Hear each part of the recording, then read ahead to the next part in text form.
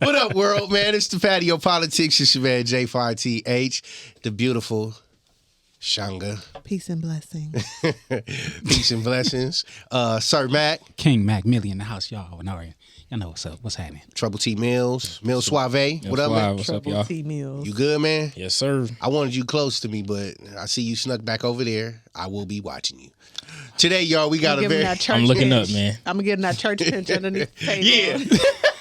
Man. I think he's where he want to be. Speaking of Donnell Jones. Speaking of abuse and traumatic, that pinch just sent me to a whole different place, man. No. So today we're going to be talking about something serious, something deep, bringing awareness and knowledge to a lot of things. Prayerfully, a lot of parents will be edified at the same time. They will be very knowledgeable and giving information on certain things that they wasn't, knowledge they didn't think of, or whatever the case may be. We're about breaking generational curses. So the topic today is traumatic experiences as being the older sibling. So for those of you that are the oldest child, can I get a witness, man? Whoa. Traumatic experiences being the oldest child. From the womb. Do we have to make it traumatic? Can we just talk about experiences of being the older sibling? Has it not caused you trauma? My situation has definitely caused me trauma. It didn't only cause me trauma, though. Can we just talk about it, all the way around 360, not just point on that one? Well, if this is about breaking generational curses, some shit gonna have to hurt before it feels good. I'm just asking, can we talk about all of it, not just the part that hurt? We talking about the part that hurt first, but yes, we can. Okay, why you gotta roll your eyes and blink like that? I'm not here to fight you. The part that hurts is the most important. That's where the lesson is. Well, it's gonna sting a bit because he already rocking and biting his lip and shit. Well, it's a different element for me. It's a deep He needs thing. some water so he can stay cool. No, I was drinking his aloe vera juice down here. All right. Okay. Oh, I see you. Ashe, King, I Ashe. don't like the way he be saying Ashe. I feel like he be mocking me when he say Ashe. Ashe. It took me back to when we was watching Woman King. Whenever the women was saying something, Ashe sis, Ashe Queen. You see how he mocking you? No, I'm not mocking you. Because why you saying like no. Ashe? Why you gotta say it like that though? Now, why if we watch What's Ashe? Love Got to Do with It, and then if I say something, Fish I'm like, Ashe King, you gonna give me a look, yes or no? When he Those fish are two tanking, I different- shit. Those are two totally different things going on. Ike is beating his wife. These women are defending a country. Tina was beating. Don't do that. Tina was beating him too, and on that, Tina beat him what? when she The needed limousine ride did that happen. boot in the back of the back of the one too. I heard she was beating him before then too. She needed to. See, They- no, nobody Look need to be what was beating happening. nobody. They made the movie You're the right. way they Nobody wanted need to to. be beating Who threw nobody. the But if first you gonna punch? beat me, I'ma I'm beat you. definitely not gonna keep my hands to myself. So you gonna beat me back? You damn right. So nobody Ashe gonna be the Queen. bigger person? See, this is the traumatic. The bigger person is let This me is just the get away. traumatic. This is what falls into the title because we was getting our ass beat as oldest kids, and we beating other people ass. I didn't beat nobody else ass. But trauma there. let's go ahead and get into this though. And yeah, we'll be back after the thing. There Patio it is, PolitiCz. the thing. We hope you stay a while, cause it's right for life. Trying to be part of your life. We got whatever you like.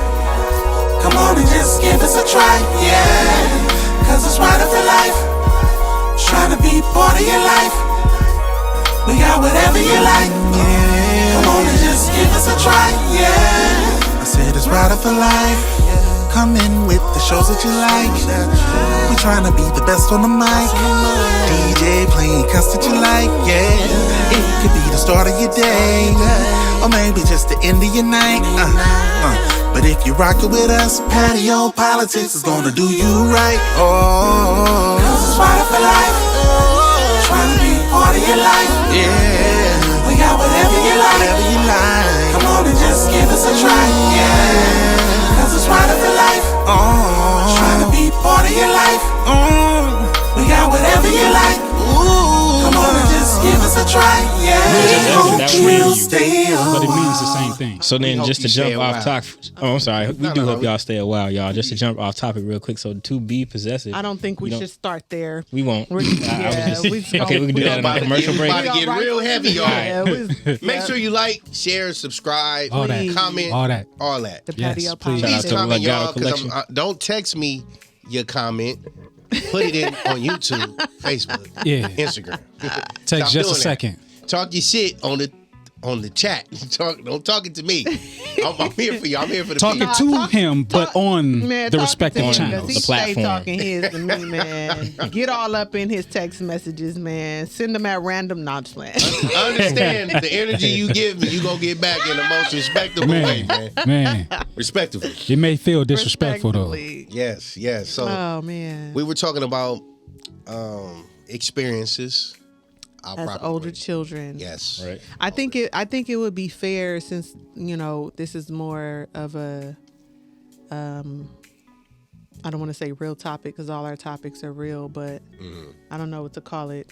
Important. You know, they're all important, but this one kind of touched a little bit. I think it would be fair to at least start out with if everybody is comfortable. Yes. Just like we were talking about before we got on, like the dynamic of each one of us, because each one of us lived in a different household. Yes.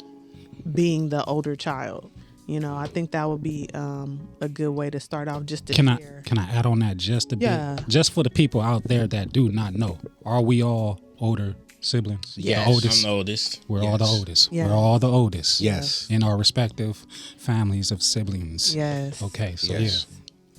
that's all I had for that part. I'm the oldest of 5 on my mom's side, and the oldest of 2, with an honorable mention 3 on my dad's side. And I grew up in a household with just my mom.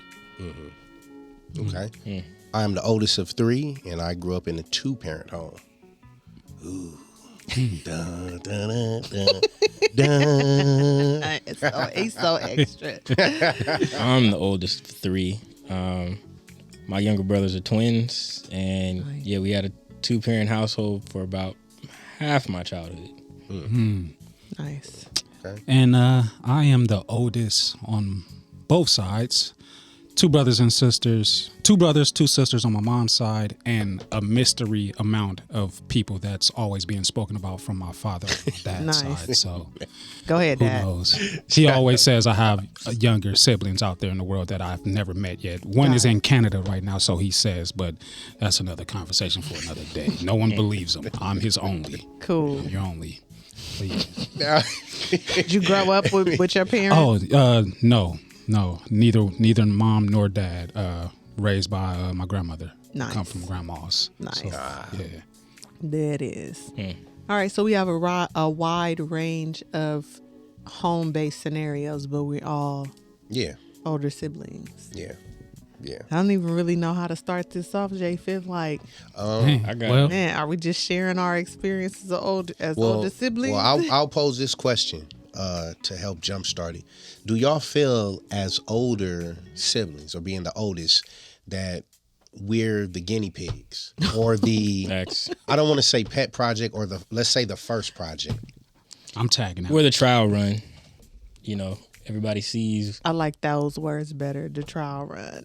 Everybody sees how we handle shit first, and then they can kind of like base off of how we do or what we do. You mean you mean our siblings, or even everybody? even everybody, the family, because like I'll just say I look back at a lot of firsts, and then I look at when my brothers experienced the same first, and it was more like relaxed with them. Yeah. There's like I remember even when my brothers were born, and I kept being told, you're the big brother. You need to. Oh yeah. I'm like, I don't know what this means. What do you mean, big brother? Like, So it's like we came up with the blueprint of how to be an older sibling. yeah, I'm like, I'm a kid too. Which is not. No. I have to say no, only because I qualified to be able to say no, because I wasn't raised with my brothers and sisters. Okay. They didn't even know that they had an older brother. Okay. So when I was introduced into the scenario, it was like, what? Yeah. Okay. Now let me ask y'all this, because I want to hear what you got to say. I don't have anything to say. Yes, you do. Yeah, you do. Damn We're it. here for it, Shanga. That's why I'm on this time. But He's coming for you. were you guys planned? Yes or no? No. No. Okay. Yes. Yes. Okay. Oh, that's Were nice you? to know some. No, just playing. Yeah. Nice to know a planner. I believe I was planned. Yeah. Nah, I wasn't. No. Facts. I feel like I was probably the most unplanned in this room. I have never inquired, but I doubt if I was planned. Yeah. Okay.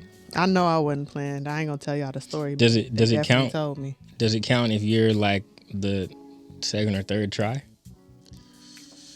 So like before me there were miscarriages. I was the success. The success baby. Yeah. T said, "I'm gonna be The it." first success baby. So yeah, Yeah. I guess Well, yeah. you would would planned. be planned. Yeah. I would say you. Yeah, would you be were planned. playing. Yeah. Because they were trying. Yeah. Yeah. Well, Okay. Yeah. Nice They to didn't meet try. you. You here? Nice to meet you, man.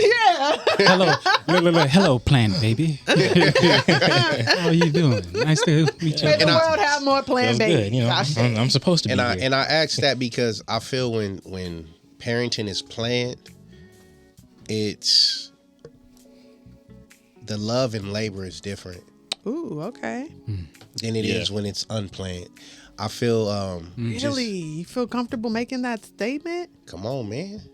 This is what we're here for, ain't it? Listen, We've seen it in hear me action, out. too. Yeah. Because I got it's yeah. another side to it. Okay, though. I'm just blown away. I'm Yeah. listening. Now I feel when it's unplanned, it's more of a survival type of laboring. Yeah. Now we're being obligated to parent opposed to being dedicated and being a parent. Because sometimes those obligations still don't get met how they need to be. So You mean once you obligated? yeah. Yeah, of course. Because I mean, and that's just from my personal experience because I was left behind damn near immediately. So Yeah. that obligation was never taken upon by either side. Yeah. Now, would you qualify that as being something that was circumstantial? What do you mean? Like you were put in that situation because of certain circumstances that your parents? Definitely was. Yeah. Definitely was. Yeah. Yeah. Thanks, Reagan. Damn. Stupid. Nah. It's a real heavy topic because when you look at the retrospect of things, we didn't ask to be here. Now, for the unplanned. Now, when we do arrive, The plan don't ask to be here either. yeah. No. If they're playing, No. No?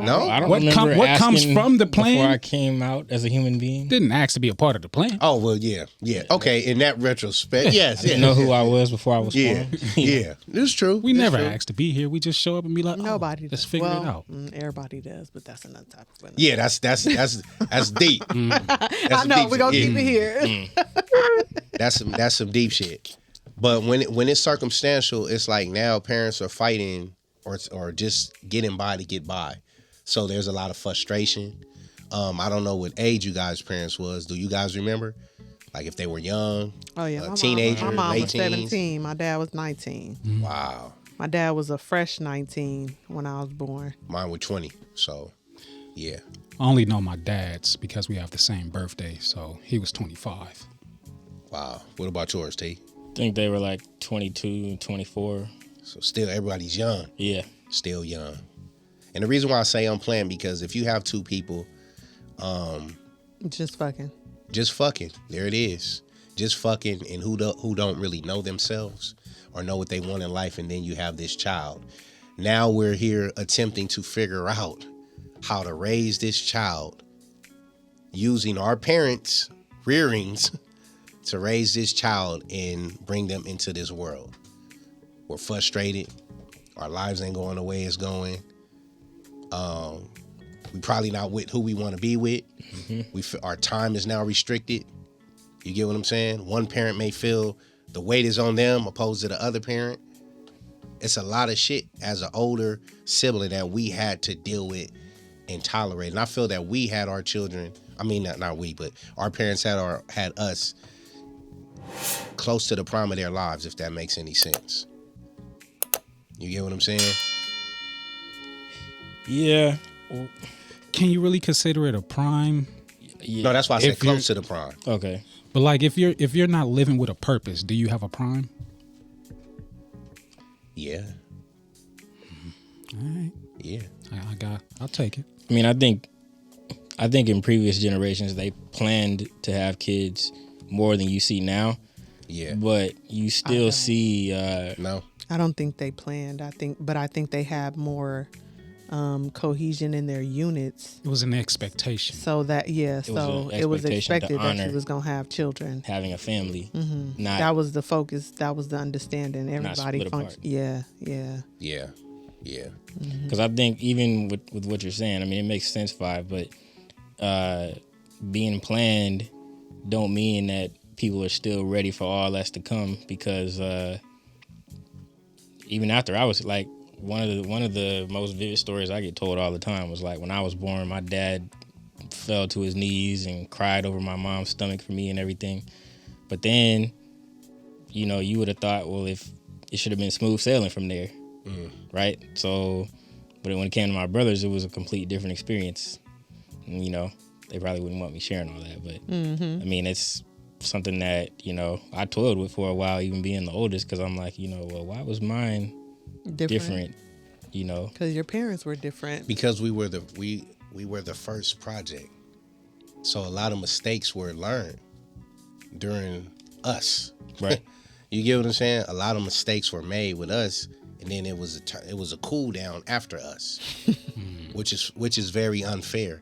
I don't care what nobody say. It's unfair, parents. I think it's unfair for you to say that it's unfair. Okay. Because what's not being taken into account is the evolution of a person. It's not that it was intentional in the way that they functioned with us as the older child. My mom was 17. After me, she had 4 other children. Those kids got a different version. Every kid got a different version of my mom, an evolution of her.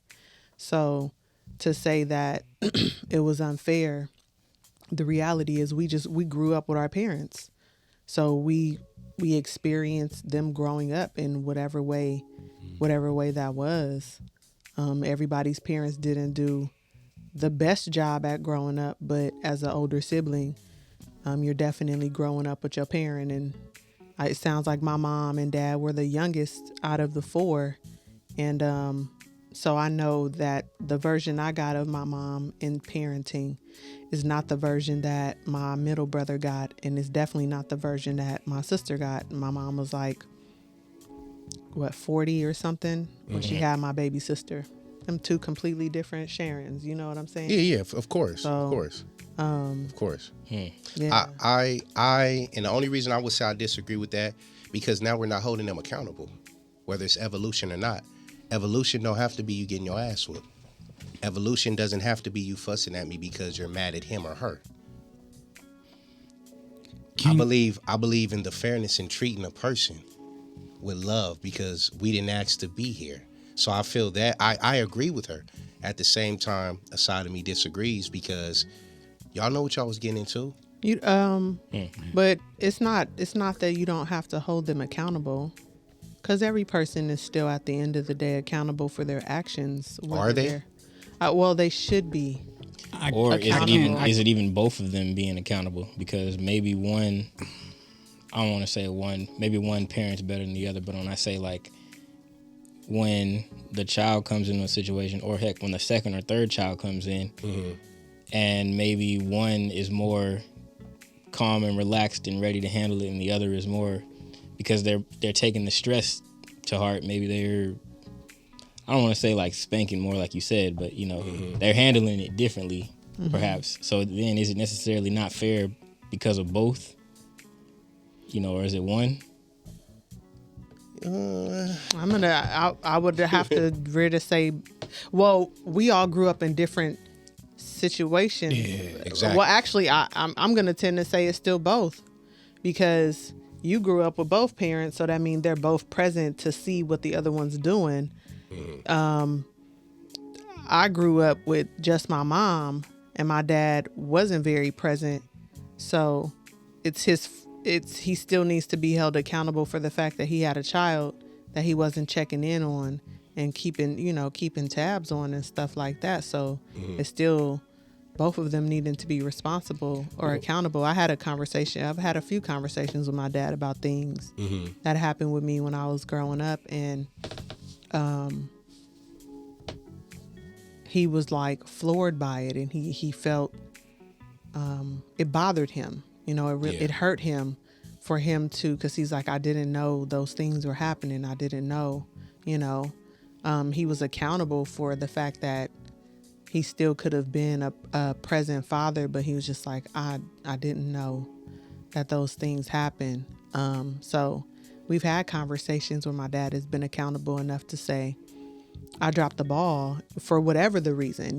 We've talked about his reasons for him not being a consistent parent the first 18 years of my life, but all in all, he still was willing to be accountable for the fact that even though I didn't know other things I could have done to be present, I still should have tried to figure out something.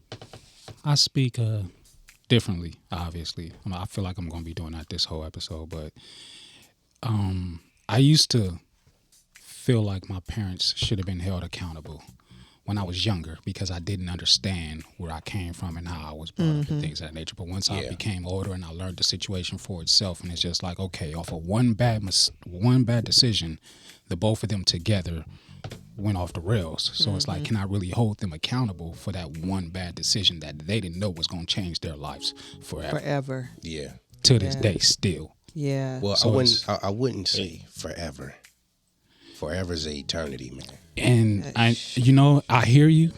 Trust me, I hear you. But me personally, just for my situation, it's a forever kind of thing. It feels forever because I have to accept what it is. Yeah. Because that portion is never going to change. Yeah.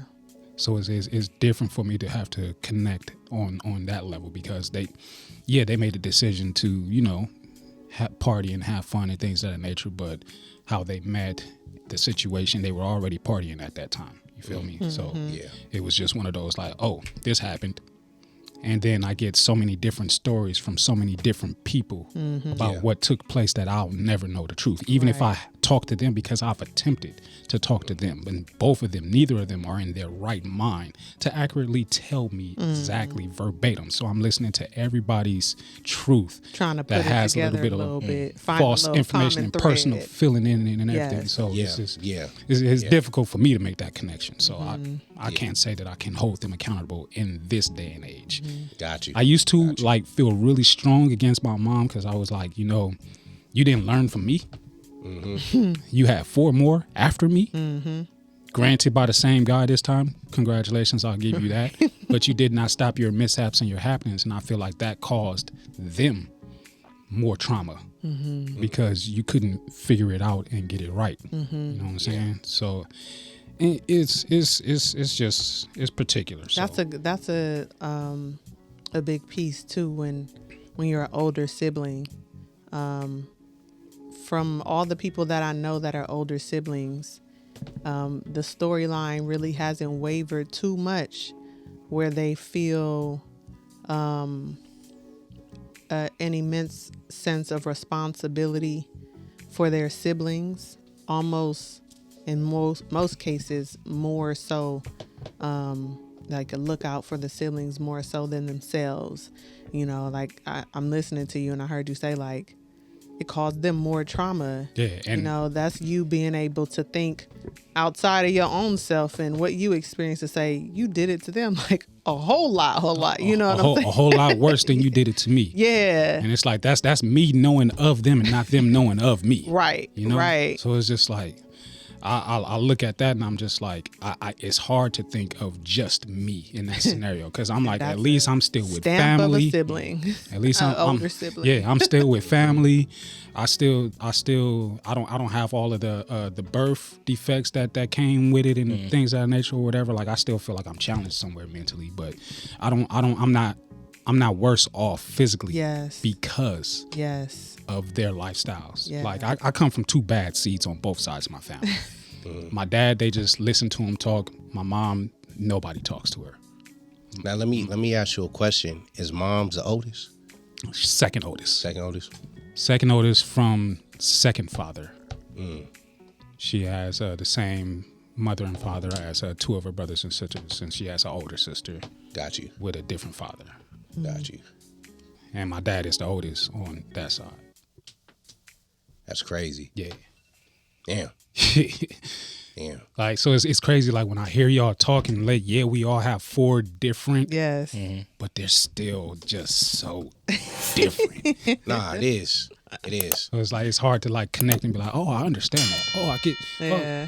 because just I anticipated this that we episode were unique. Then, Yeah, that's what I was gonna say. I anticipated the fact that this will be a completely different episode in that usually we have some commonalities and we're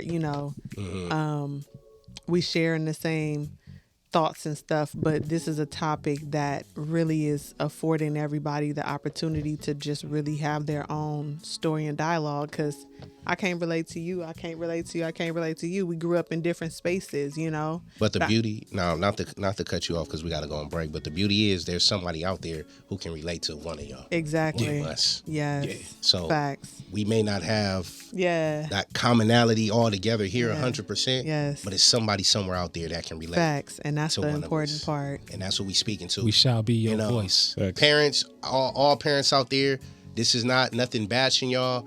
We're bringing medicine for everybody. O'Shea. Now, if we throw the rock in the crowd and you holler, fuck it, then it's to you. Nah, real spill. Real spill. It's time to be accountable. All right, Patio PolitiCz. We'll Why be back he in a sound tick. like he want to gang bang on the parents?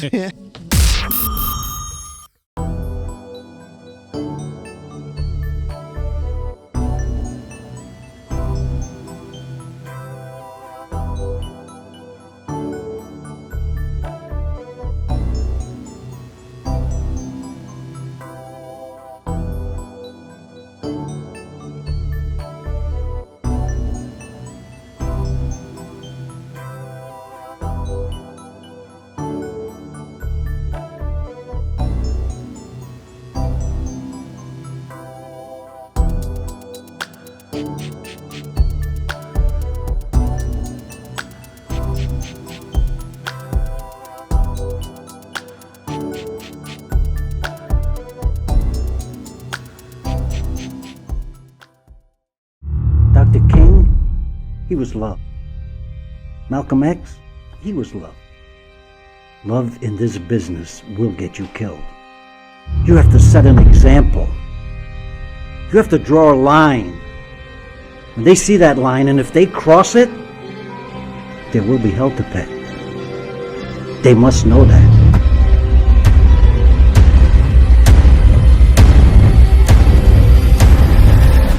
¿Lo tienes?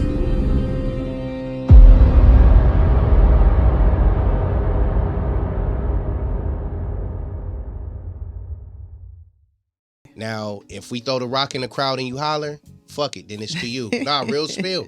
Real spill. It's time to be accountable.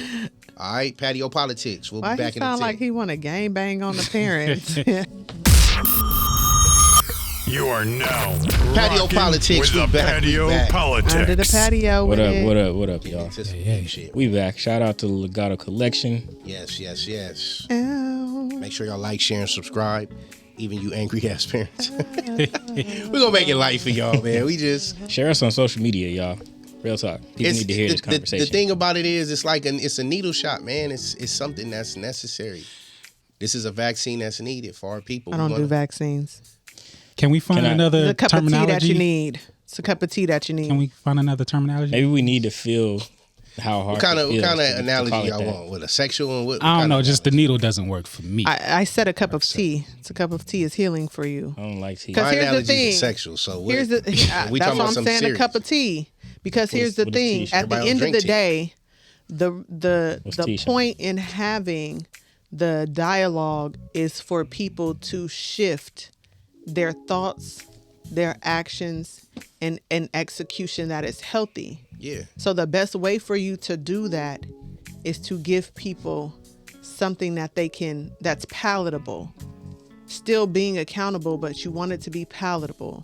So if I give you a shot versus a cup of tea, which one would the person rather take? If you give the shot, they're missing it. If you give a cup of tea, they have time to sit with that. So do you want people to feel like you are coming and you're bombarding them and judging them? Or do you want people to think twice and be willing to be accountable and say, damn, that's true. I never thought about it like that. Because if I walk up to you and tell you, tie your motherfucking shoe, you look at it, you're missing it. Exactly. But if I'm like, bruh, you gotta tie your shoes up, man. It depends where you at to miss it though. Some people they listen like that. Because that's how they were brought up.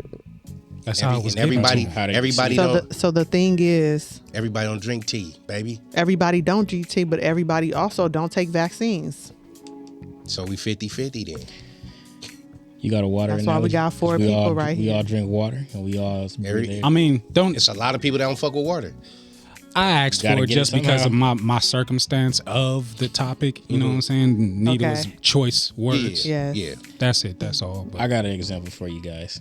So maybe everybody else can't maybe not relate, but some that I can remember directly is how, I don't want to say every family has trauma, but every family has trauma, baby. Definitely. Yeah. Okay. Well, I mean, so for instance, my family dealt with an affair when I was a kid, and one of the phrases I used to hate being told all the time, it didn't even just apply to this situation, but every situation. Like how you said, it was annoying when you didn't want to take your brother everywhere. Mm-hmm. I always got told, you're the oldest. Why aren't you setting an example? You're the oldest. Why ain't you doing it? You're the oldest. I've heard that too, but let me correct you. It's not that I didn't want him to come with me.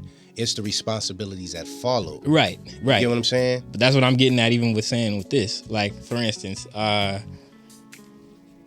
it's kind of like when your sibling is born, you just went from being a kid to now all of a sudden, I'm supposed to be like an adult. I'm supposed to be captain of a ship and know how to. I'm like, I'm just a kid. I didn't know that. Yes. And so they're like, why are you acting like that? I'm like, and so then carry that over, not to get too long-winded, when my family first went through a lot of this trauma and whatnot, I remember seeing, I don't want to get too deep into it. I just remember seeing a little bit of domestic violence, as well as just some shit that my dad did, and my mom's responses, my dad's responses, and in those moments, because of the trauma and shit they were going through, here I am looking at, my little brothers behind me, and I'm like, okay, well, you know what? I'm gonna take them in the room and put on cartoons, and I'm doing all this unconsciously at like 9-10 years old, not realizing, the unconscious responsibility because, of being my mom was in the other room sibling. Screaming because she can't believe what she just found out, and then my dad is just a whole new person.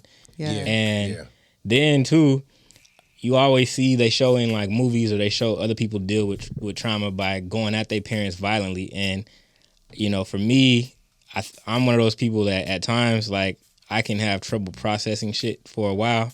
Like, some shit can happen to me, and I may not process it for like 3 days and realize like, whoa, that shit really happened. And in the moment, everybody else is pissed off and like, why aren't you more angry at this? Why ain't you mad? Why ain't you? And I'm like, almost like, I can't believe this is happening to me. But then being the oldest and whatnot, everybody's looking at you as though you're the one who essentially is supposed to be setting the tone for some shit you never really asked for. You're supposed to hold the ship down while it's rocking. And that's just one example I would give. I don't know if everybody else can relate to that per se, but like, it's the job of knowing your sibling. It's a job of responsibility, and I feel that job should be taught before it's issued. Ashay. Well, like, so for instance, just over this last winter break we had, when I was spending some time with my mom, and I said, you know what, I discovered a trauma response I haven't really outgrown. I was like, I can be cheap a lot, and I remember being cheap because I remember during the times that we went through hard times, my mom would try to fake it and act like we were good. And I could see like times where she would go off to another room and try not to even eat. Like, so we could have something to eat. And so I'm looking at my brother, he's just happy as can be. I remember like back then, we could only afford like Lunchables for dinner because they was less than $1 back then. You could take $5 and feed us for the weekend. Yeah. We thought having Lunchables and oatmeal cookies, that was fun. We looked forward to that. But, my mom was like, man, I can't. I want to be able to feed my kids. And I just remember like developing the trauma response of always like not wanting to ask my mom for nothing or not wanting to. That's a thing. My brother is like, you take him in Toys R Us, I want everything. Yes. And I'm like, no, but mom is stressed. I'm like, no, I got toys at home. or no, I got Game Boy games I can play already. Yeah. I don't need nothing new. That's My brother's just enjoying life, and that's kind of how I think, even how differently we move now, because yes, he will go and get, and I'm always like, well, is mom good? Is the house good? Is my other brother good? Are your bills paid? And numerous times they'll be like, stop lowballing. Like, if you want something, then say you want that shit. And I'm like, but mom, we ain't got it right now. Like, we ain't. And I'm like, I realize developing that mindset too comes from that. Yes. The oldest. Not in every family, because in some families you have, the middle or the younger child who may cling to responsibility more, right. but it's typically expected of the oldest. Right. And walking it. I think that's a trauma response, because even I had to address it when I was home recently, and I was like, you know what, mom? I was like, I don't take a moment and sit down, because every time I'm home, the first thing I do is look around here and see what needs to be done. Yeah. Mm-hmm. Or what need to be fixed. Yes. Yeah. And I mean, like what we were saying earlier, is different situations, and just to just hop on the side of a parent, one being myself, it's hard, man. That parenting shit is nothing easy. A lot of people think it may be a walk in the park, but it's very difficult. And when you're attempting to break generational curses at the same time, things that are learned behaviors and things that you inherited that you didn't ask for as a parent, that you may catch in yourself, it is very difficult a lot of times. You get what I'm saying? Especially when you're learning yourself. You're finding new truths about yourself. Mm-hmm. You're attempting to be fair if you have multiple kids or whatever the case may be. You're attempting to mask the struggle. You get what I'm saying? Psychologically, it could take a toll on a parent, especially single parents. Mm-hmm. You dig what I'm saying? So I believe a lot of our parents, a lot of shit was circumstantial with them, to the point where they inherited so much shit they didn't ask for from their parents. You know what I'm saying? Real That's shit, which will be our grandparents. Mm-hmm. You get what I'm saying? They were conditioned that way, though. Exactly. And also, could it be because theirs was worse? Because I share about the traumas I went through, but then when my dad told me about some of the stuff he went through, it was like what we dealt with was a cakewalk compared to what he went through. Exactly. So that's why I say that a lot of shit is inherited that they didn't ask for. So they're only doing what they know. You get what I'm saying? Now let me ask y'all this. When I don't know if y'all parents or grandparents have said, well, I didn't have the blueprint. Have you guys heard that terminology? Nope. Or that saying? I mean, I've heard it, but it didn't. Neither maybe one of my in parents different said words, that to me. Yeah. Mm-hmm. Maybe in different words. Yeah. I've heard it. Not I. And I know a lot of other people who've heard it, that a parent, say that they'd had a blueprint or whatever the case may be. And in a lot of instances, I disagree with that strongly, because I feel the blueprint was what was ahead of you. You get what I'm saying?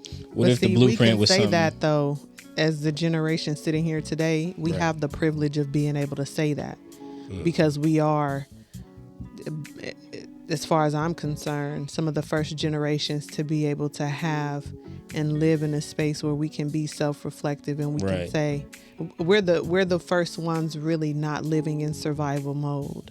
Our parents, Ashe, our parents, our grandparents, our great-grandparents were in survival mode. It's like ants. Yeah. Ants literally live in survival mode. You always see them in a line going to pick up something or take something away. Their brain is not functioning at its fullest capacity because the only thing that they're thinking about is surviving. Yeah. So we have the opportunity and the privilege of being able to sit back and reflect and say, these things didn't work. Mm-hmm. These things caused me this, and now I can move forward. And I think the part that a lot of people get stuck in, and why some people are having a harder time than others, is because everybody really is comfortable with being a victim, and they want to stay in the place of blaming instead of understanding. Somebody asked me one time, from the stories that you tell me about growing up with your mom, how are you not mad? How do you not dislike her or hate her? And I said, well,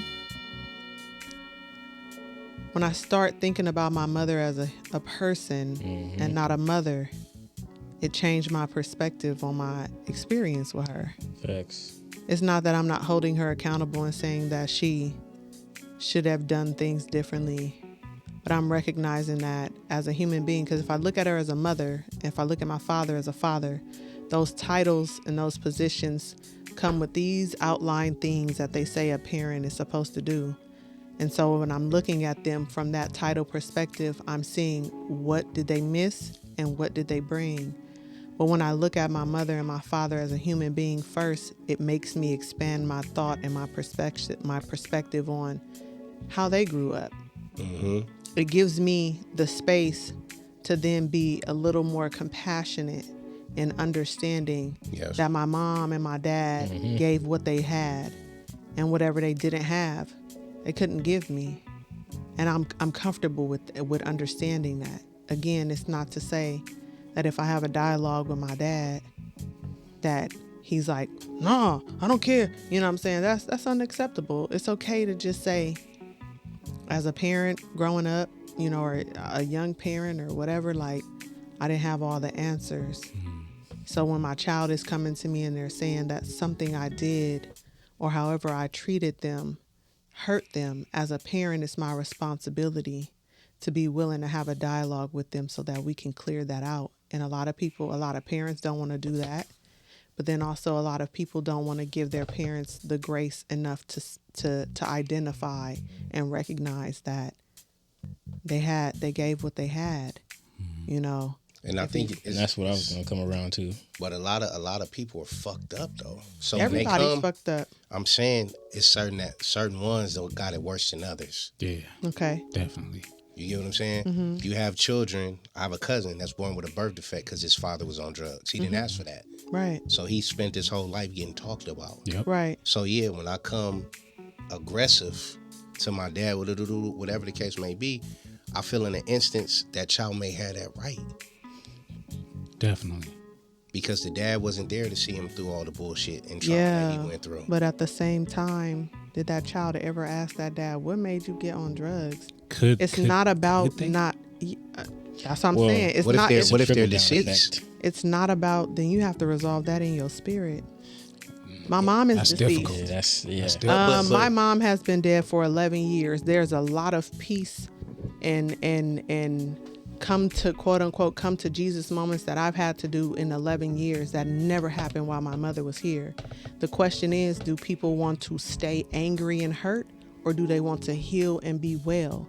And if you want to stay angry and hurt, then by all means, that's your prerogative, but you're not going to get what you're looking for when you address the parent in that fashion. You want to be right and say, I have the right to be angry, but really, what is it that you want when you're talking to them? Well, can I ask too? I got a question for real quick. I hear that. Hold up, T, because this is important. How do you reach people who don't know who's not where you are though? Because I'm talking to the angry black man who's so mad at his childhood. He doesn't know how to. That angry black man and that angry black woman should start right with themselves first and ask them, what is it? Ask themselves, what are you looking for?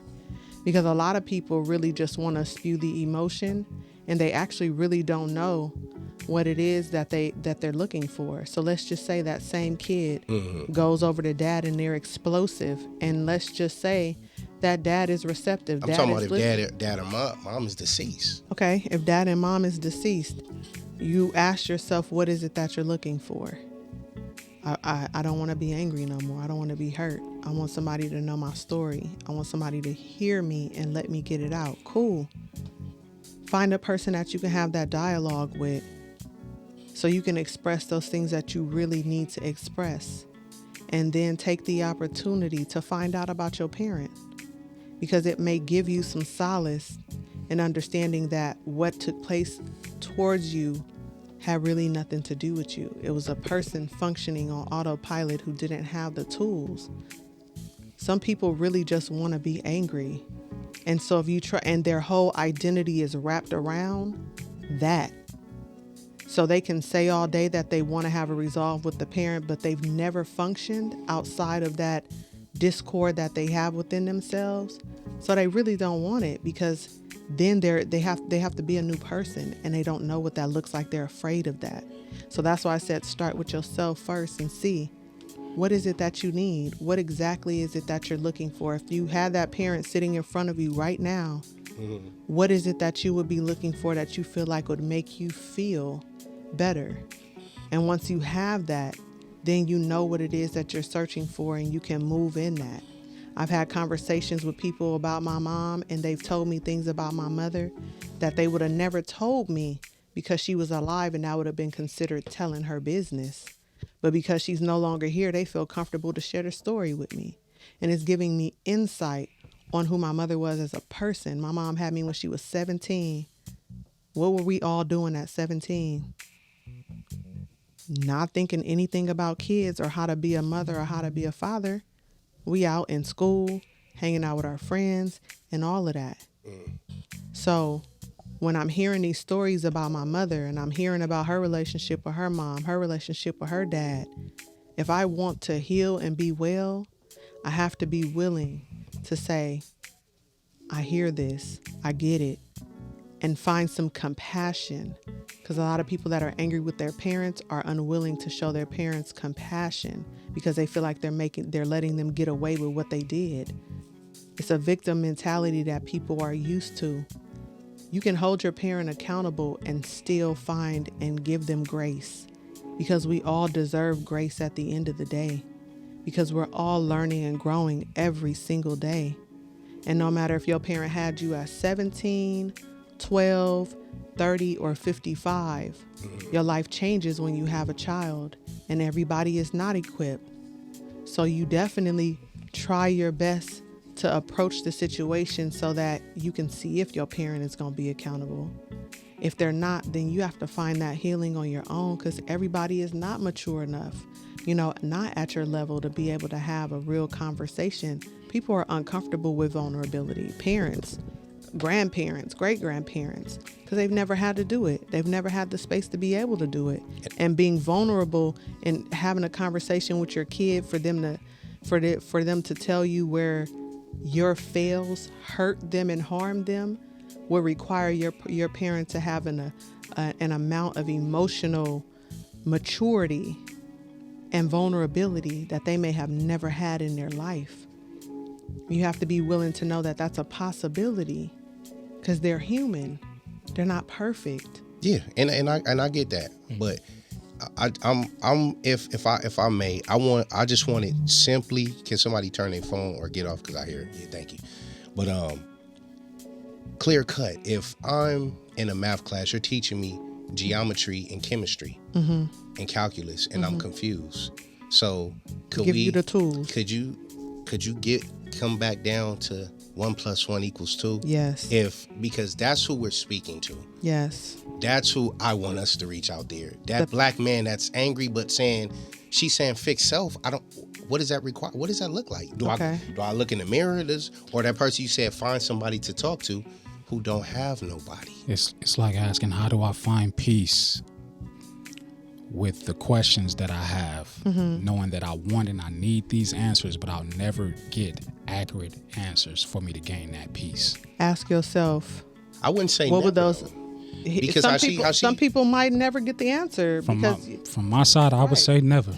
So are you saying make peace with the fact you won't get the answer? Because some people have parents who've been on drugs all their life. Yeah, true. And then they parents decide 50 years later to get off drugs. And now they're living a sober life, and you want to sit down and have conversations with your parents about things that took place in that 50 years of them being on drugs, and they genuinely could not give you the answer because their mind was not in a space for them to be retaining the shit that was happening. A drug addict is a drug addict. Their mind is fully functioning on the drug. So sometimes you'll never get that answer.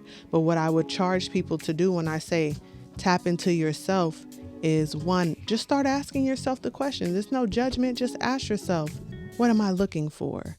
What answers am I looking for? What difference would this make for me? If your parent is deceased, one thing that I did, I used a few tools and I wrote them in my grief book. But one tool was to sit down and write a letter. You can even do that with a parent that's still alive.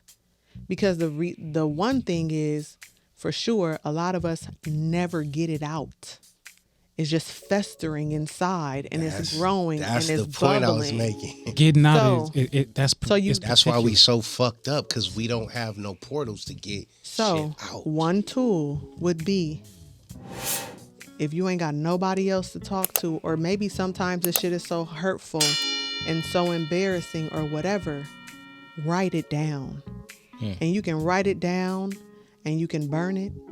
You can write it down and you can mail it to the parent. You can write it down and keep it in a journal. But write it down, get it out. Number one, write it down just so that it's not something that's continuing to fester. But if you decide you want to mail that letter to the parent, then know that you mailed it and you sent it off. And whatever happens after that, the peace that you have from at least getting it out is the key.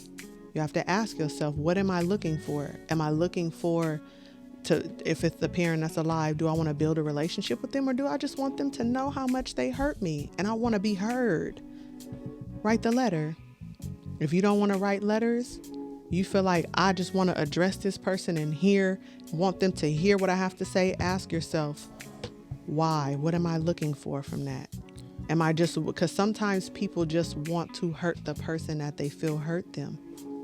That's a very unhealthy way to be in attempting to reach a healthy space in your life, because it's still not going to give you what you're looking for. And why isn't it going to give you? It's not going to give you what you're looking for, because after you hurt them, you still haven't addressed the feeling that you have inside. All you did was blurt out the things that you felt like people didn't hear you saying.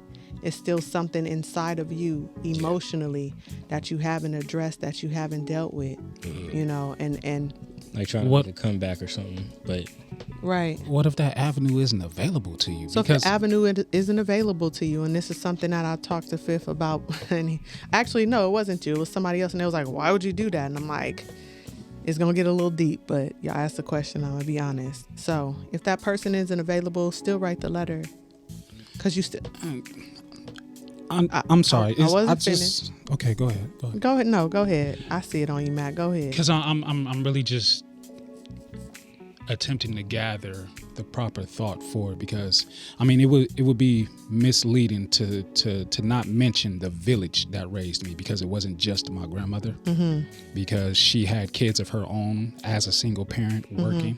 You know what I'm saying? So other people had to take turns in raising me, and if they all were to tell you together, they'd said I have it great. Of course. To my memory, as far back as like the third grade, I was able to recognize that things are not so great. Yes. You know, teachers shouldn't be buying me shoes. Yes. You know what I'm saying? Teachers shouldn't be buying me food and things like that. They did though. So it's just, and then being in the age that I'm in now, because I understand differently. Yes. I speak up for myself. Yes. That's being viewed as disrespect. Yes. Towards who I'm speaking to. And it's just like, well, if I feel like I need to talk to you about the trauma that you caused, because I'm somewhere in my life where I'm looking on building upon and recovering from that, but I can't have these conversations with you because you're not ready to accept. Yes. You want to claim that you don't remember, or like it's tough. Real shit. It's tough. So then it's just like, all right, well, I guess I got to stay a step away from all y'all, since y'all don't want to have that conversation. Can you hold that? Because we got to take a break. That's real though. Like more deep shit on the Patio PolitiCz. What up? What's poppin'? It's DJ and Jay. Thank y'all for watching the Patio PolitiCz. You feel me? Stay tapped in and go ahead and hit that subscribe button while y'all at it. So stay locked in, Patio PolitiCz.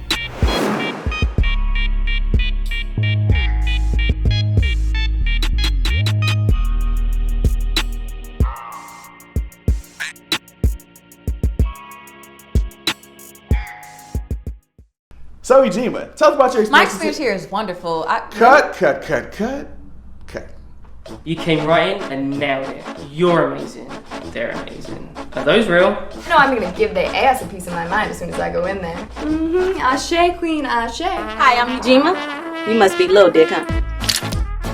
Remember Consuela? Who? Foreign state student who stayed with me for like 4 years. He asked me to dance. I said no. He said yes. I said no. He said yes. I have an audition tomorrow and I was hoping you can possibly help me go over my lines. Still smoking now? No, this ain't for me. It's for my friend. You remember Courtney from school? Everybody call me Mister, but you You can call me Man. Man? Yeah, last name Bingo. I don't know about y'all, but I love my city. I wouldn't leave it for nothing in the world. And I'm still the same old Ujima. I gotta get my shit together and together fast. Since y'all don't want to have that conversation. Can you hold that? Because we got to take a break. That's real, though. Like, more deep shit on the Patio PolitiCz. You are now rocking with the Patio PolitiCz. I get y'all saying about the nevers, but to me those bring about impossibilities, and I just don't believe in that because it's a real thing though. It's hard to not. Listen, I get why it's hard to see. Yeah, it ain't hard to see. It's impossible if the person is deceased, but it's not impossible if they deceased. But go ahead. So if it's possible with them being deceased, what makes it impossible for a person to come off a drug and be able to say, "Hey, I apologize for what I did"? No. That's not impossible. Max said get answers to questions. That's what I'm saying, though. You're not gonna get answers from a drug addict because that drug. It's not true, bruh. Nah. No. Hold on. That's not true. Hold on. No. I personally know drug addicts. Listen. Not true. Time out. You're not going to get all the answers that you're looking for because a person on drugs don't remember shit. People be high out their mind today and do stuff that they wake up tomorrow and don't remember. That's why I'm saying you have to take all these things into account when you're talking about what it is that you're looking for. If you want answers to questions that happened in your life and you have a parent that was on drugs, the probability that they don't have the answers is really actually true if you know and understand how a person functions under drugs. You're saying, and I know people personally, so you're saying the possibilities are zero. 0% that a person can come off drugs and say I did X, Y, and Z. This is why I did it. Tell you all the stuff. Tell you every fucking thing. Yeah. So you're saying it's zero. Well, you know what? I'm gonna err on the side of caution, and I'm not gonna be finite and say 0. But what I'm saying is, so what's the percent? It's not high. I don't know. It's not high. I don't know because a lot of things they don't even remember. That's what I'm trying to say to you. I'm telling you I understand, but if the possibility is not 0, are we still counting in that 1% chance? I didn't see. Are we? I'm waiting on the answer. Me personally, I feel like I'm the 1% that came from that one that could have been the 1% from them too. I'm the 1%. But because I'll never be able to collect those answers the way that I need to. I'll take everyone's story, make of it what I will, and then I have to come to peace within myself somewhere, somehow. I just turned 36 this year, or I'm turning 37 this year, just turned 36. 2 years ago, I literally had this conversation with my mother who I hadn't seen in over 14, 15 years. Yeah. The toughest, and it was an ambush because I didn't know she was going to be where I was going to be at. And I literally went through emotions that day from that she could die right here, right now, and I wouldn't give a damn, to being in the same room alone with her, to being the one to have to go get her from sitting up, hiding from people, to bring to a portion of the party. And talk about growing up quickly. Mm-hmm. And it was still uncomfortable as shit. Like I'm sitting here. Mm-hmm. Everybody, my mom is sitting right there in fear, looking at me. So you're saying the possibility is 0 too? I'm not saying it's 0. I'm just saying that it's very low because at that point, Mac, what's low though to you? I'm waiting on a number. No, you want us to give you a number, and it's not realistic. It's not realistic to give us for us to give you a number if we haven't looked at the research, if we haven't looked at people who've actually dealt with people. I'm not talking about research. I'm talking about spirit. When you're talking about no. If it's possible for you to connect with somebody that's not deceased, Shanga, you can't tell me it's not possible for you to have that with somebody that's living. No. Can I think you're missing a piece. Because from personal experience, I have a family member, an uncle, and he's been on everything you can imagine his entire life. He didn't put it in his body, snorted it up his nose. He didn't done things that pissed my grandfather off to the point where he was gonna shoot him, his own son. Like he's stolen from a lot of us. Like he's done so many things. And I remember he's always, well, he's older now, but he always used to be drunk, like over 95% of the time, either drunk or high on something. He was funny, and fun to be around, but we knew him that way. But I remember one time, like, we kind of had this accidental convo. We were just sitting on the porch and whatnot. I think it was after my grandmother passed. And he had like a real moment, even though he seemed like he was high, and he was just like saying like he believes like maybe this is his punishment from the Lord and whatnot. The fact that, you know, he's like, why everybody around him who seems to be in perfect health, you know, they die sooner than him, yet he's stuck here, stuck in the body he's in with everything he's put into it. And you know, he knows what he said he knows what he's done to people, and he's not one that can truly be trusted and whatnot. But he's like, I'm still your uncle, I still love you, but you know, he's like, I know how I be, and I know how I be ain't right, and so I'm saying in those moments, and I've had that conversation with people, even when I was doing the EMT thing, people in the ambulance, people you come across and whatnot, on the streets and whatnot, they know. They know that they're doing things that are unacceptable. But what Mac is saying, and correct me if I'm wrong, Mac has specific things that have taken place in his life that he wants an answer to. And what I'm saying is sitting across from an addict, asking them, when I was 5 years old and you slapped me and threw me up against the wall, why did you do that? The probability that person don't even have that memory is probable, because they're on a substance that is taking over their mind. They have blackout moments and all kinds of things. So to go back to what you said, why is it more accessible if a parent is dead versus sitting in front of you? And my answer to you would be simply this. One, it depends on the person that's looking for the answer. Because talking about a person's spirit versus talking about emotion and spirit, meaning I'm talking to a physical being versus I'm talking to an energy that I know is out in the space, people tend to have two different type of emotions. When you have a deceased person that you're talking to, you already feel a different type of connection, because now they're not here. You're in a grieving process. You're more susceptible to be able to hear that spirit and or receive if your heart so chooses. Sitting across from a person, a physical being, you have a different emotional reaction and attachment to that. So you can, which I was going to get to earlier as another tool, appeal to a person's higher self. Is everybody equipped enough, spiritually sound enough to do that? No.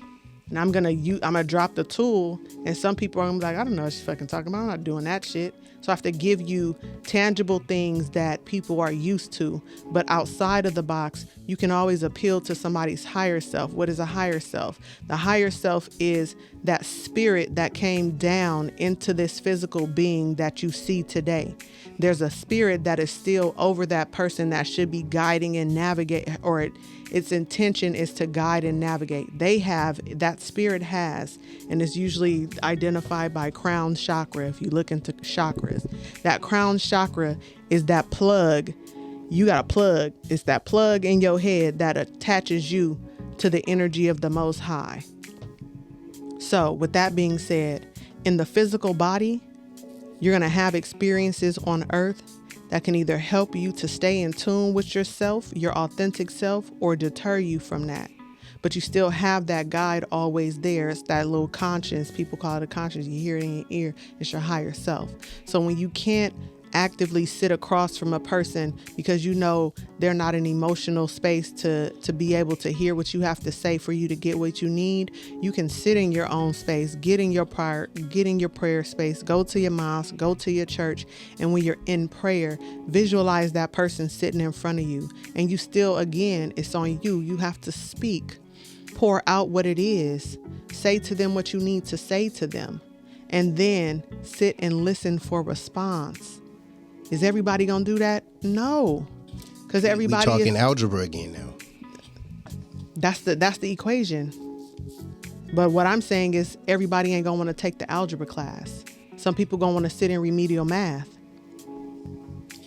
I feel it's all about how you give it. Me personally, I don't count out the possibilities for everything, for a lot of things. I didn't count on any possibilities in that. That's what we were talking about. So I'm saying, correct me if I'm wrong. Are those the type of things that you would want from your mom?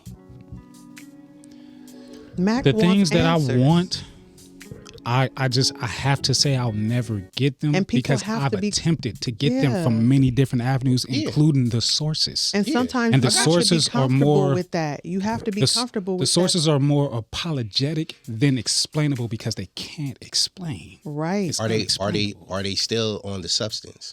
I cannot fully say that. I know. You mean they're in a different place? I can't fully say. Because I do know that my dad still panhandles here and there, but I don't know what all he does past marijuana. My mother, I can't speak on her. Got you. Because in my older age, when I have these conversations with them, it's tough. I've had to talk to my dad like he was my child. Yeah. Multiple times. Yeah. I've had to talk to my mom like she was a stranger, because she is. Right. But still try to find that love. Like, I spent a lot of my lifetime, once I met my brothers and sisters, warning them about mom. Hey, this is who mom is. This is who I heard she is. This is my short, small experiences with her that I had. Watch out for this, watch out for that. And it became a struggle between me and my siblings that I was able to talk to, because they knew mom better than I knew mom, because they spent more time with her. But it's just like, y'all don't understand. Yeah. And so it was one of those cases where my oldest brother, my oldest little brother, and my oldest little sister, or my second oldest little sister, they resented me for a time, because it's like, don't talk bad about mom. And it's like, I'm not talking bad. I'm giving you facts and the truth. Facts, yes. But if y'all want to find out, be my guest. I was just being the older brother trying to protect y'all. And they went through that, each and every 3 out of the 4, because one really just cannot do for herself. Now, I'm glad. Keep that, so we can get back on topic. Because you say you attempted to do that, and your siblings don't do that to mom. They pushed. They pushed until they found out for themselves. Then it was like, okay. Now, as older siblings, have any of you guys dealt with that? Yes. Absolutely. You can't force anybody to do something or hear something or want to know something just because you feel like you love them enough, you want them to have it.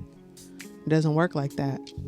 You have to always be willing to afford people the space that they need or they require. Everybody's, like you said, everybody is not on the level that you're on. Some people can't take that.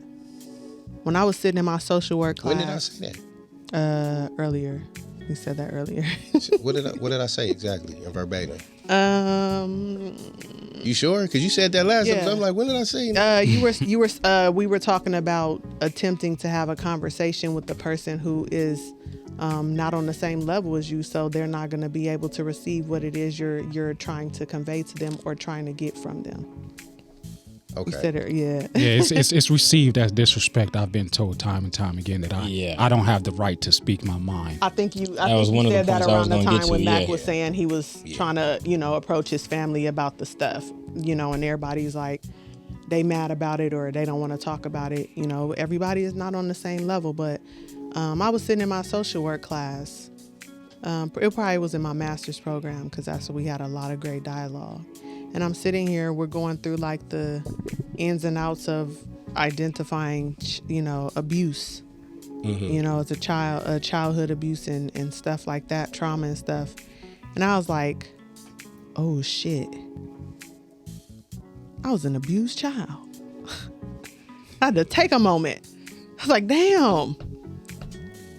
It was like shameful and embarrassing and hurtful. And confusing all at the same time. But I knew my story, and I was like, I'm not making this up. I know my experiences, and if this is the math equation, then I was an abused child. What is abuse? Physical abuse. But what is abuse? I think that may be one thing that we all have in common. We were abused in some way or another. Whether it be verbally, physically, emotionally, mentally, financially. Like, some people abuse their kids with food. Some of us abused in more than one way. Yeah, at the sexual same time, abuse. Does everything? What borderlines abuse, but it's still not.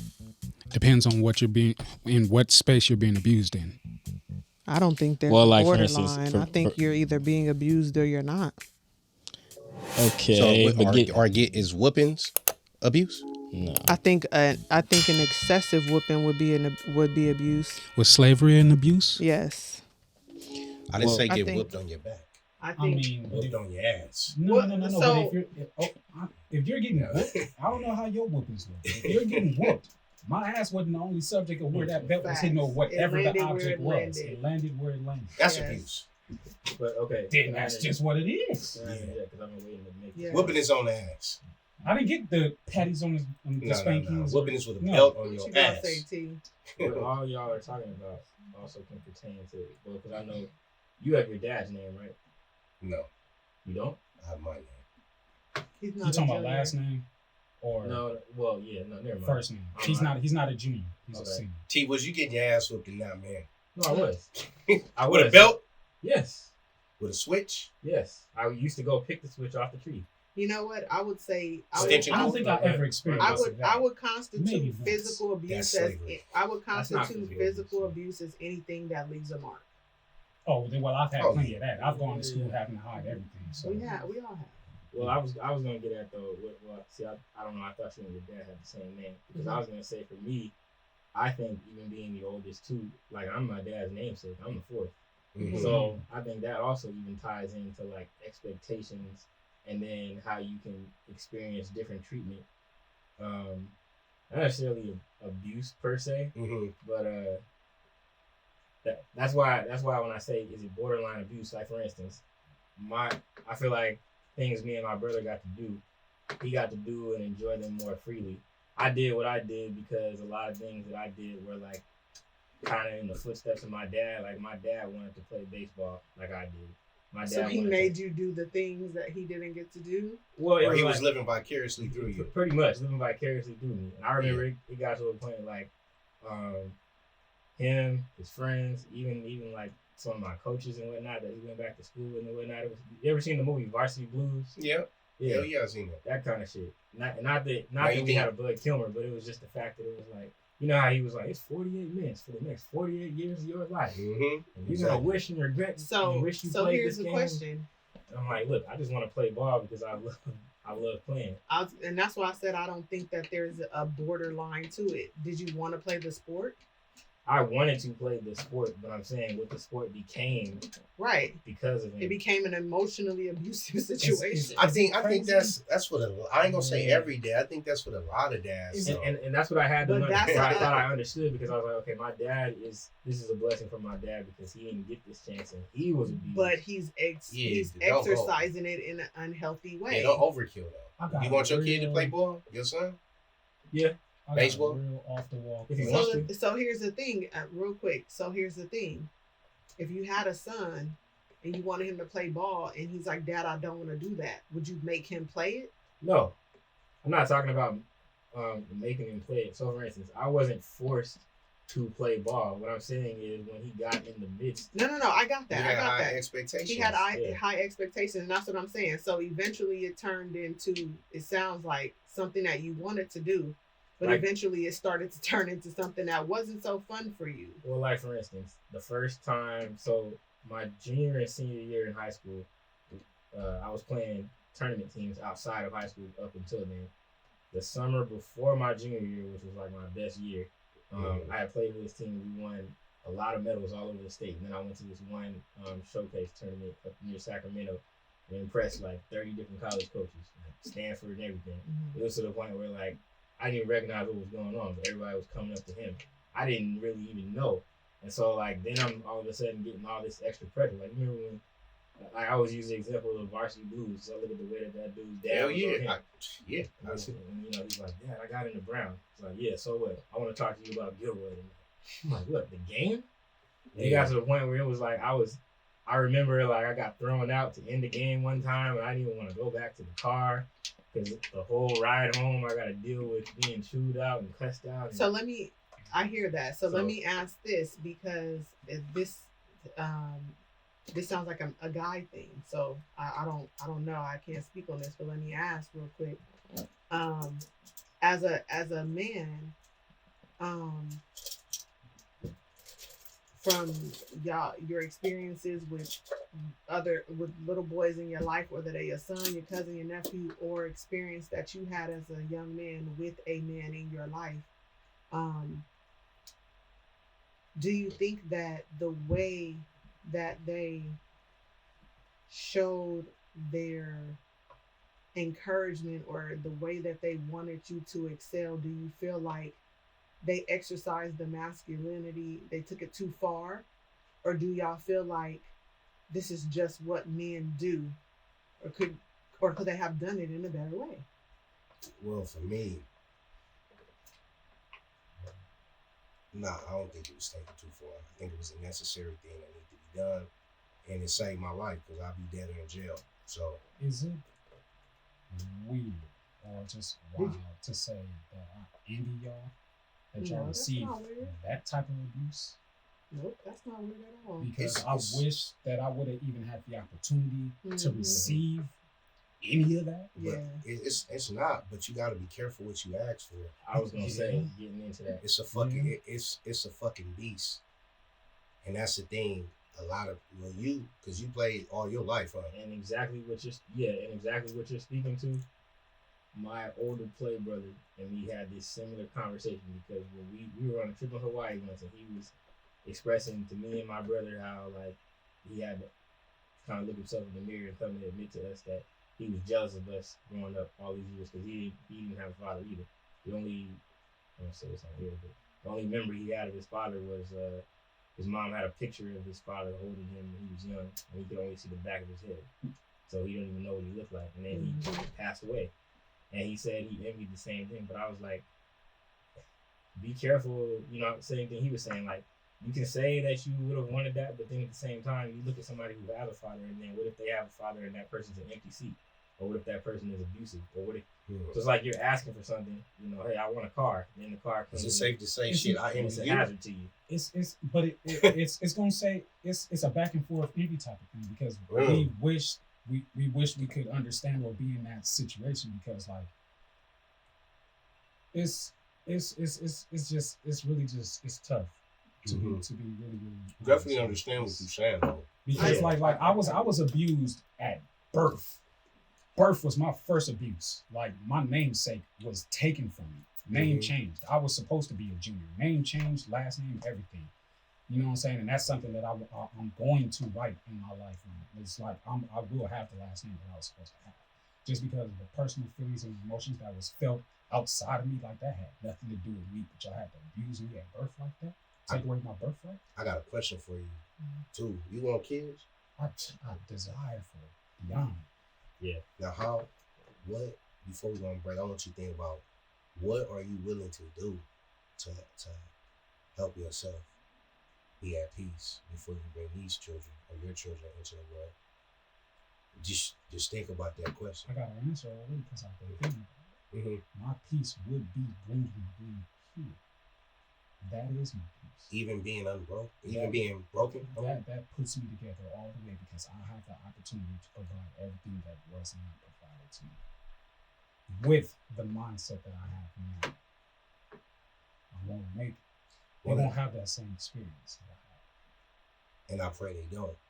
One of the worst things though is your children seeing you cry. I don't doubt it.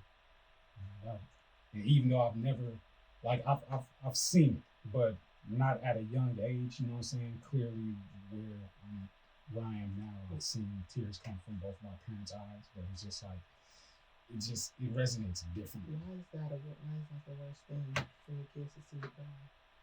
Isn't that an opportunity for a dialogue of how to, in a healthy way, exercise your emotions? Just like talking psychologically. You're asking me as a parent, as a father, because you are sitting in front of people, young, pure-hearted souls that don't know why their father is crying and they want to do something but have no knowledge of what to do. That's why I said, isn't that an opportunity for a healthy dialogue on that? With your children, it depends on the age and it depends on the circumstance. Because a lot of things you can't talk about that soon because you can't tell your kids you they'll homeless. Take that and be like, oh, now they look at grandma and grandpa different because of how daddy feels. They won't be able to fully understand it the way that it doesn't matter how well he explains it. But do you have to give them the depth of what it is that you're dealing with in order to show them how to healthily express their emotions. There's no shallowness. I'm not gonna give them no. I'm not gonna sprinkle the powder on bullshit. Yeah, but something as pure as your children. I'm not gonna. So I'm gonna give it to them funky like it wouldn't give it to me. The surface of what's here because it's so much more there. It's just one of those you have to have. You just got to know when is the right time to have those conversations with them. So I do hear where you came from because that's something that I would dread. You know what I'm saying? I don't know how many times tears were hidden from me. Oh yeah. But at the same time, I don't know the level of those tears because they came from different avenues that wasn't mom and dad, it wasn't my brothers and sisters. So then would y'all say that it's healthy for children to never see their parents express emotions like that? I wouldn't say it's not healthy. You just got to be able to interpret what's happy tears and what's sad tears. It has to it's hard for me to explain to my child if daddy don't like white people because I just watched this movie and I'm angry. Because now I'm teaching them to have the same sentiments that I have. And it's hard when they see that. Mm-hmm. It's hard.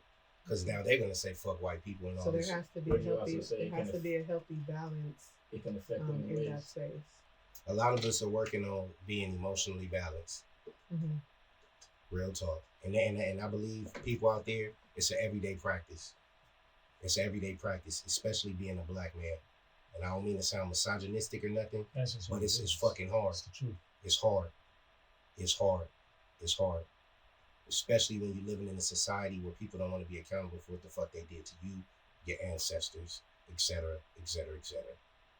And then when you got coons running around doing the bullshit to it, it's very difficult.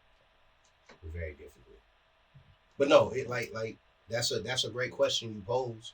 Because I believe if there are happy tears, you share with them that it's okay for them to be emotional and share them emotions or whatever the case may be. I'm just speaking for me personally. Whenever I see my parents cry or something, I have murder, death, kill on my mind. And I think that you had that on your mind because nobody addressed it with you for you to be able to understand how to healthily exercise that. That's just what your defense was because of your environment and how you grew up. Yeah. That's all. Yeah. I've been having this conversation kind of like here and there with parents, just kind of polling, seeing, how people feel about crying in front of their children. So it's been interesting to get like different perspectives on it from the moms, from the dads, from single parents versus, all of those things. So that was an opportunity for you guys. It's going to be resentment on both ends because my sister resents me because the family kept me. And I'm like, girl, you have no idea how many more advantages you receive. And this kind of goes back to what you were saying earlier that I was trying to tap in on. And I was saying like it ends up being really a you thing. We think that it's about the people around us, but it's really a you thing because if forever I keep thinking about what I didn't get, I'll forever live in a space of envy. And like you said, like, bruh, be careful what you're asking for. You know what I'm saying? So at some point, like that's why I keep going back to ask yourself, what is it that you're looking for? What is it that you feel like you need in order to be well? And that's the awareness I want to bring to our people because we don't have that. Yeah. We don't have that. I don't want people out here fucked up like me. You're not fucked up no more. You working wild today. I'm still wild. You work. I think that's what makes it. I am. I still like women. I'm still gonna bear back. I'm still gonna eat meat. I'm still gonna eat pork. Keep on. However, in moderation, because it's balanced. So come on, that's what I'm saying. Though. But I'm gonna teach my brothers balance. So you're not as fucked up as you were before. Yeah. So don't. Oh no. That's what I'm saying. Don't claim that no more. It's a journey. It's a journey. He's talking about he's aware, right? Yeah, there's some people out there that's not even aware at all. So the fact that you're aware means you're not as fucked up as you were before. There are some things that you are actively exercising in your life to do better. Exactly. But I want to show the world that I'm aware. So it's okay for them to, my brothers. Could very well be our parents because they grew up in a time where it wasn't looked at in the right light to just talk about your emotions or your feelings. For sure. Don't question me. I'm your parent. Don't question me. We all dealt with that, or at least in my family, we dealt with that in previous generations, which was things like, because I said so, Of course. or that's just what you do. That's just what you did. I'm fucked up, man. You know, I'm gonna make love to my man, and I'm gonna fuck this side piece, and I'm gonna die doing it. I'm fucked up. So, fella, that's not your fault.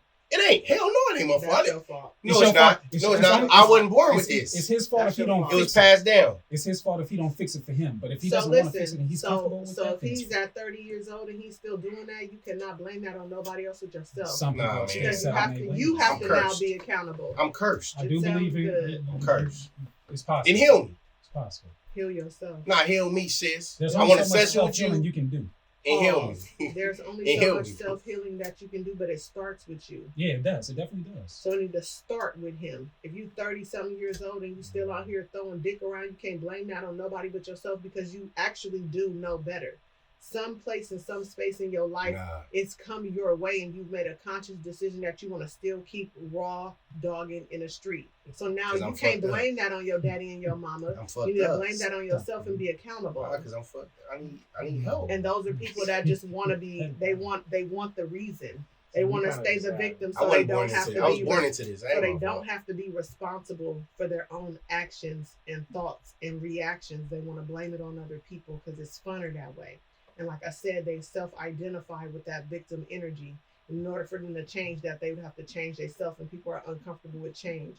People are uncomfortable with looking at the person in the mirror and saying, these are the decisions that I made. They would rather So how you do that? blame it on everybody else but themselves. So how you do that? Do what? Look yourself in the mirror and do it. Do it. Do it. But within doing it, y'all women, the main people don't want to do that. It look like that all you want. Sounds good. It is good. I'm learning within doing it. Because we have selective choosing on what we say needs healing and then what we want to understand certain people doing. Yeah. I was about to take it there because I'm like, well, okay. When we look at, chicks who act a there you go, T. They've been cheated on. Bring it out. It's like, I was waiting on T. You got to understand how bad these men always are. Be trying to make this a man-woman combative It's not. thing. But it comes to that because that's literally what we are brought. It all doesn't. the time. It doesn't. Stop focusing it on a gender and just say people in general because everybody's doing it. Everybody has the issue. Everybody has the challenge. If you keep making it, if you keep pointing and just saying it's the man doing or it's the woman doing, we will never get to a resolve because everybody's going to feel like they need to be in defensive mode rather than resolution.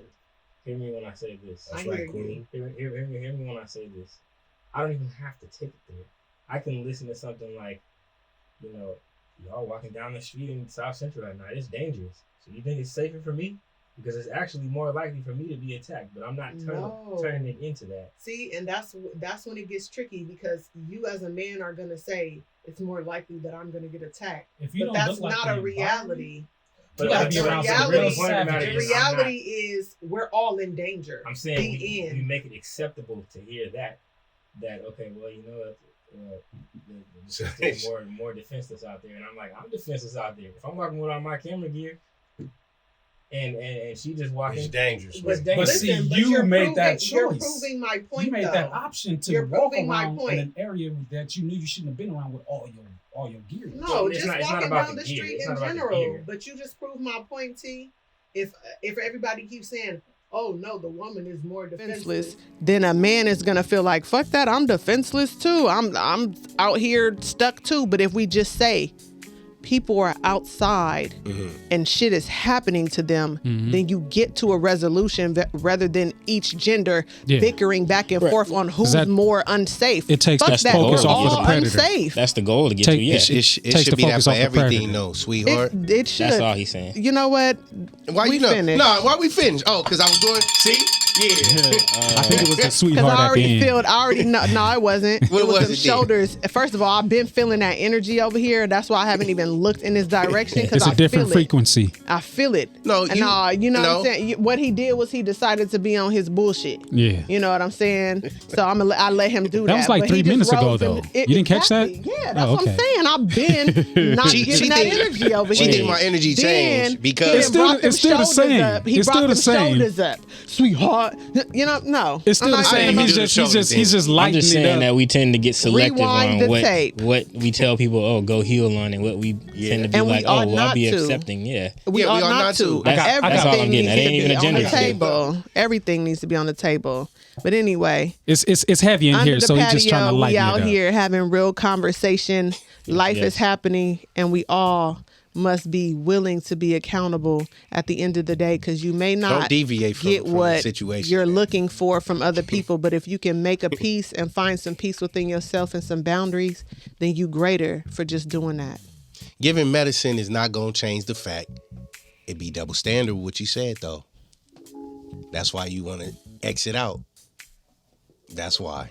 I didn't say anything that if we gonna constitute a double standard. I actually said there is no double standard. I said everybody. And that applies. That applies when women are pregnant as well, too, right? We're pregnant, correct? Yeah. First of all, thank you, T.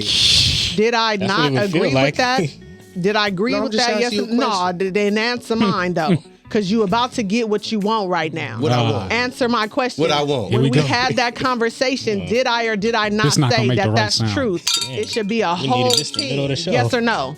Did I say that? Okay. Are those Now really your hush. sentiments? Hush your mouth. Are those really your sentiments? The patio Are politics. those your sentiments? Hold on. Under No. the patio. We just getting started. We out here. Yeah. Why Take it away. Why you want to exit? You can't leave from under the patio. It's extra time. This is what it's for. You know what I'm saying? Do you see what I'm saying though? You get what I'm Make sure you like, subscribe. Is she moving in masculine energy, Get trying with to end us it? right Oh now. yeah. She's deviating. You know what I'm saying? Yeah. That's guilt. Make sure that you That's comment, subscribe, hit us on all platforms. That's guilt. TikTok, YouTube, Instagram, and Facebook. What Stay else you got? tuned. And if you got a topic you want to see us talk about, you want to hear us talk about, You ain't gonna wanna go talk ahead about and it. drop that She in the running. comments. You ain't gonna wanna talk We about it. love y'all, family. Make sure Stay you tell well, Shanga she be has to talk about healthy. it. We appreciate y'all. We out. You gotta talk about it. Camera's still here, rolling. but yeah. Camera's still rolling. He's gonna bell ring until we finish. You gotta ask the questions that people are gonna want to know. Closer to your Can't run. Walk. Come on, Queen. It's okay Queens to warriors don't agree run to from nothing, disagree. like- You know what I'm saying? Woman King.